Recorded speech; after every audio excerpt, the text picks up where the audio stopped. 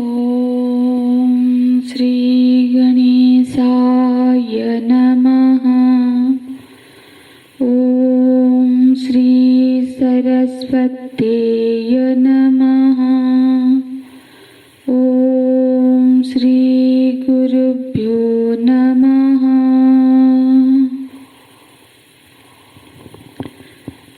श्लोक नंबर 43 से पाठ करेंगे।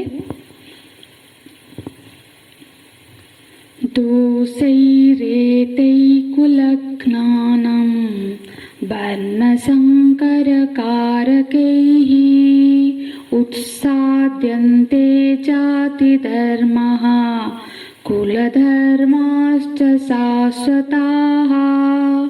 उत्सन्नकुलधर्माणं मनुष्याणां जनार्दन नरके नियतं वासः भवतीत्यनुशुश्रुमा।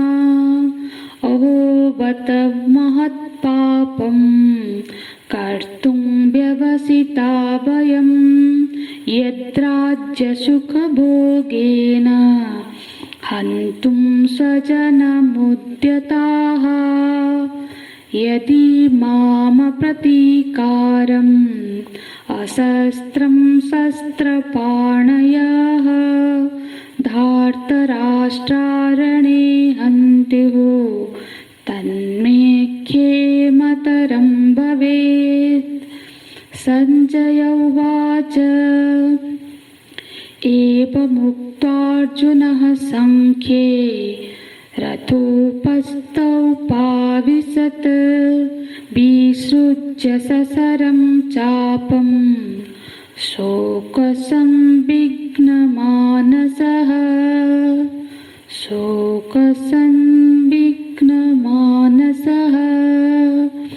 ॐ तत्सदिति श्रीमद्भगवद्गीतासु उपनिषत्सु ब्रह्मविद्यायां योगशास्त्रे श्रीकृष्णार्जुनसंवादे अर्जुनविषादयोगो नाम प्रथमोऽध्यायः।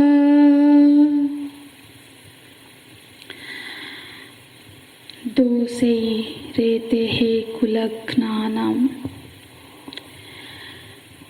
युद्ध में कुल का क्षय होने से कुल के साथ जो चली आ रही जो कुल का धर्म परंपरा है वो भी नाश हो जाता है। और कुल का धर्म जब नाश होता है मतलब कुल में अधर्म का वृद्धि हो जाता है। कुल में स्त्रियां दूषित हो जाती है और वर्ण संकर संतानें पैदा होती है।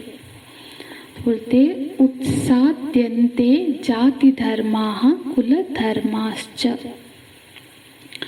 वर्ण संकर संतान पैदा होने से न केवल कुल धर्म का नष्ट होता है बल्कि जाति धर्म का भी नष्ट हो जाता है। जाति धर्म क्या है? मतलब ये निश्चय ही नहीं हो पाता है कि कौन किस जाति का है, किस वर्ण का है। यहाँ जाति धर्म से जाति का अर्थ वर्ण है, मतलब वर्ण धर्म भी जो कौन ब्राह्मण है कौन क्षत्रिय है, ये जो वर्ण का जो विभाग था वो भी क्या होता है कुछ पता ही नहीं चल पाता है कि कौन किस वर्ण का है। तो वो जो चली आ रही परंपरा थी वो नष्ट हो जाती है। शाश्वताः मतलब जो परंपरा से चली आ रही जो शाश्वत मतलब जो शुरू से चली आ रही जो धर्म था उसका नाश हो जाएगा। तो फिर आगे बोलते हैं हे जनार्दन मनुष्याणाम कुल धर्माणाम उत्सन्न। बोलते हैं कि मनुष्य को ही उनको ही मनुष्य का जब कुल धर्म ही नष्ट हो जाता है तो फिर क्या होता है? बोलते हैं नरके नियतं वासः भवति। व्यक्ति का जब कुल धर्म भी नष्ट हो जाएगा वर्ण धर्म भी नष्ट हो जाएगा तो फिर तो धर्माचरण होगा ही नहीं। तो फिर नरक में ही हमेशा बास होगा, मतलब नरक से और उद्धार होने का कोई उपाय ही नहीं बचेगा। इसलिए बोलते नरके नियतं वासः भवति। तो ये जो बोल रहे हैं अर्जुन जी, ये फिर बोलते हैं कि ये सिर्फ मेरा अपना मानना नहीं है, ये मेरा वक्तव्य नहीं है भगवान। इति अनुशुश्रुमा, ऐसा मैंने अपने बड़ों से, अपने आचार्यों से सुना है। ये अर्थात ये उनका निजी विचार नहीं है, ये परंपरा का विचार है, ये शास्त्रीय विचार है। इसीलिए भगवान किसी भी मतलब यहाँ पे मानो कि अर्जुन जी जो भी बोल रहे हैं ना, विचार, अपना विचार जो वर्णन कर रहे हैं, उसके साथ साथ वो उनको प्रमाण के साथ दे रहे, शास्त्रीय प्रमाण के साथ अपना विचार प्रस्तुत कर रहे हैं। इसीलिए भगवान ने कहीं पे भी उनके विचार का खंडन नहीं किया है अभी तक। तो ये विचार मुझे मेरे आचार्य परंपरा से प्राप्त हुए है। इति अनुशुश्रुमा, ऐसा मैंने सुना है। इसलिए यहाँ पर ये निष्पत्ति हो गई कि विचार की उनकी निष्पत्ति है कि यदि युद्ध होगा तो परिणाम कितना दूर जाएगा। हाँ, ये विचार, ये निष्पत्ति होने के बाद अब आगे अर्जुन जी बोलते हैं कि भगवान अहो बत महत् पापं कर्तुं व्यवस्थिता वयम्।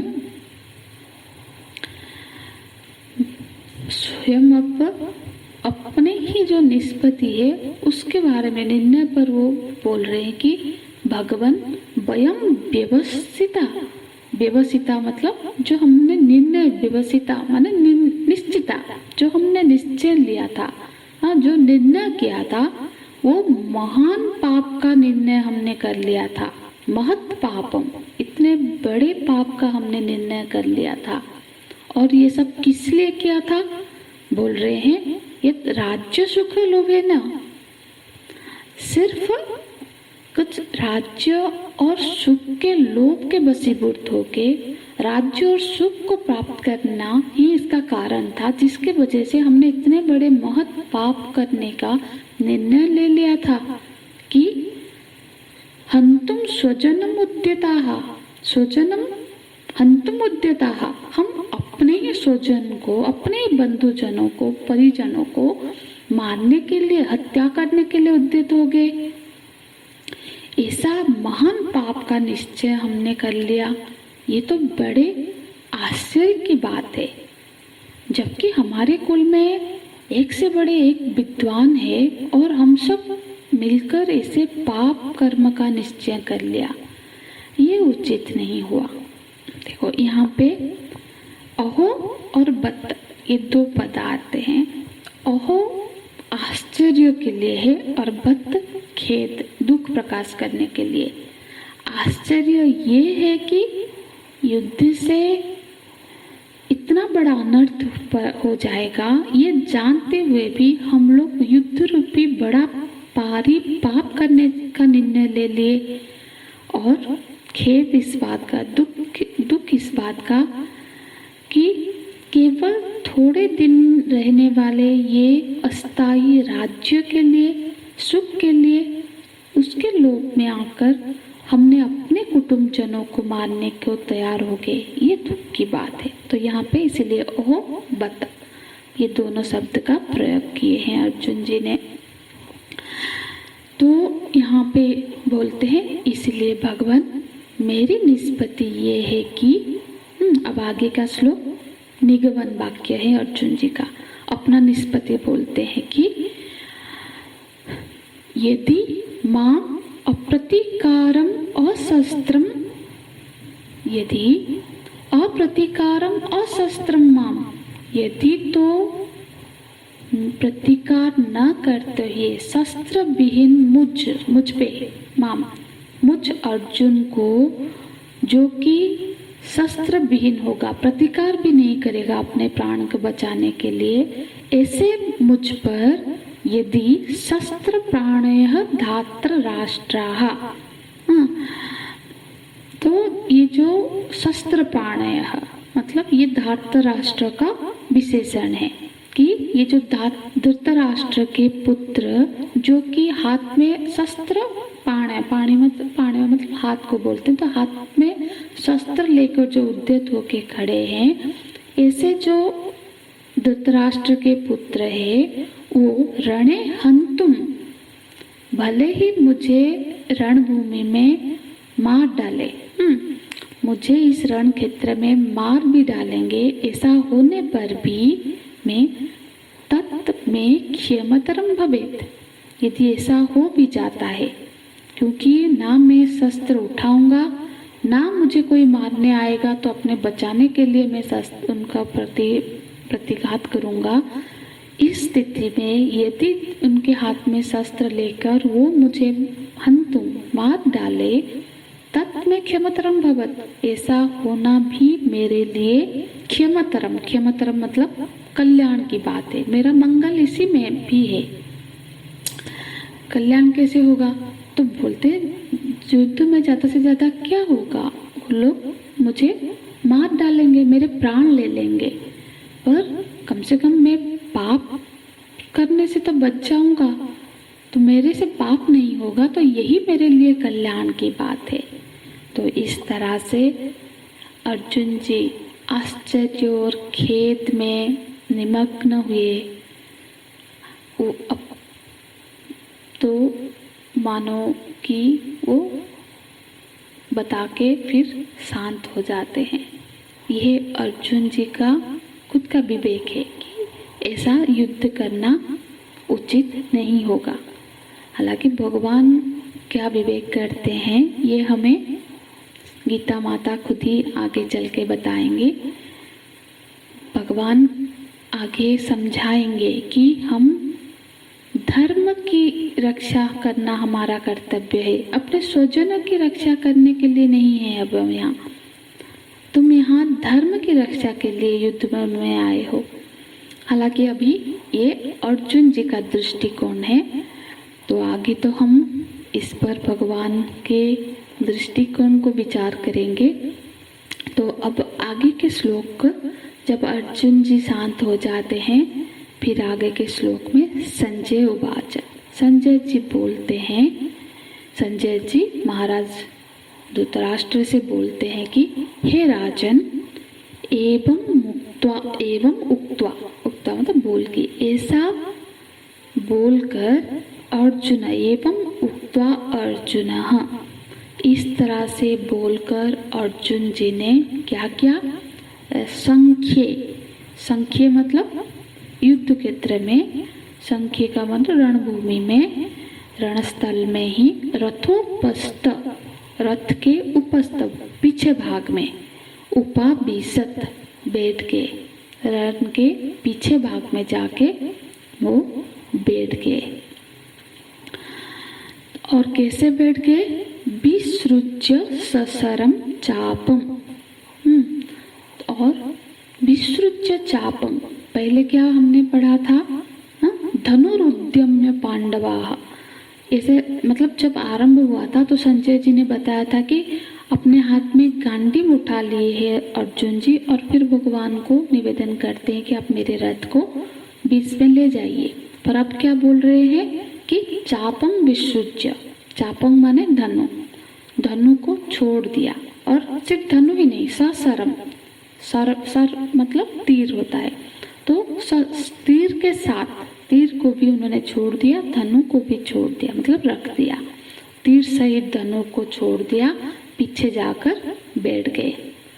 ये तो उनका शारीरिक स्थिति है कि उन्होंने क्या किया, और फिर अंदर उनके स्थिति क्या है, मानसिक स्थिति क्या है, तो बोलते शोक संविघ्न मानसः, उनके चित्त में, उनके मन में शोक से घिरा हुआ है उनका चित्त। तो इस स्थिति में इस तरह से अंतिम निष्पत्ति, युद्ध न करने का निष्पत्ति लेके अर्जुन जी शोकग्रस्त होके रथ के पिछले भाग पे जाकर बैठ जाते हैं। यहाँ पर ये प्रथम अध्याय विषाद योग का विचार पूरा होता है। सोमवार से हम फिर दूसरे अध्याय में प्रवेश करेंगे। हरि ओम तत्सत। ओम पूर्णमदः पूर्णमिदं पूर्णात् पूर्णमुदच्यते पूर्णस्य पूर्णमादाय पूर्णमेवावशिष्यते। ओम शांति शांति शांति। हरिः ओम। श्री गुरुभ्यो नमः। हरिः ओम।